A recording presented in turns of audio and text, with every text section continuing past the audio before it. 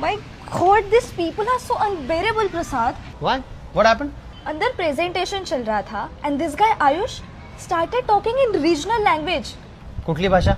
This Marathi. मग चुकीचं काय त्याच्यात? See, I know आपण महाराष्ट्रात राहतो, पण talking in Marathi in front of clients is so unprofessional. It's so गावठी. गावठी. हे बघ तन्वी, कदाचित तू चुकीचा महाराष्ट्र बघितलाय. आम्हा महाराष्ट्रीयांना इंग्लिश बोलता येत नाही अशातला भाग नाही, पण आम्हाला स्वतःची भाषा बोलायला कधीच लाज वाटत नाही. या महाराष्ट्राच्या मातीला असे महाराज लाभले ज्यांनी हिंदू, मुस्लिम आणि इतर जातीच्या लोकांना एकत्र घेऊन स्वराज्याची स्थापना केली.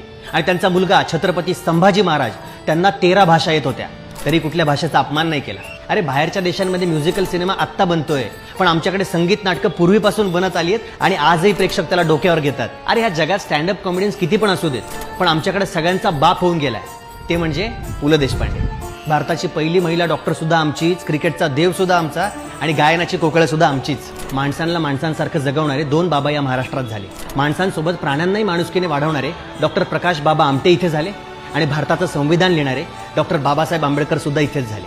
अरे एलेला सिम्फनीमध्ये गाणं रेकॉर्ड करायला पोहोचले आमचे अजय अतुल. तरी काही लोकांना आम्ही महाराष्ट्रीयच गावठीच वाटतो. महाराष्ट्राला महान राष्ट्र म्हणतो आम्ही, कारण आमच्यावर संस्कार झाले की कधीच कोणाला स्वतःपेक्षा कमी किंवा जास्त लेखायचं नाही.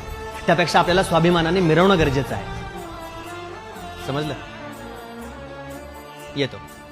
जय महाराष्ट्र. जय महाराष्ट्र. आपली भाषा, आपली संस्कृती डोक्यावर मिरवायला शिका, नाहीतर बाहेरचे तुमची जिरवायला येतील.